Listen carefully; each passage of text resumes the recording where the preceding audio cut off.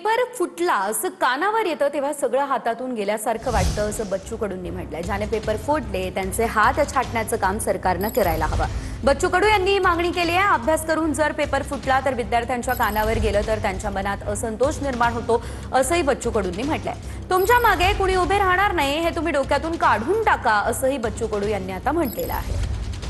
Paper फुटला असं जेव्हा कानावर येतं तेव्हा सगळं आम्ही पाहतो हातातून गेल्यासारखं असतं। श्रीमंताचेच पोरं नोकरीवर लागत असत आणि मेहनत करणारा प्रचंड ताकदीनं आम्ही पाहतोय, अभ्यास करणारा तरुण जर या पेपर फुटीतून आम्ही पाहतोय मागं सरकत असत तर याच्यासारखं पाप नाही। ज्यानं पेपर फुटीचे हे सगळे प्रकार घडवले त्याचं छत्रपती स्वराज्यामध्ये ज्या पद्धतीनं काम व्हायचं, मला वाटतंय पेपर फुटीमध्ये ज्यांनी जे हातभार घातले असन, ज्यांचे हात असन त्यांचे हात छाटण्याचं काम सुद्धा सरकारनं केलं पाहिजे।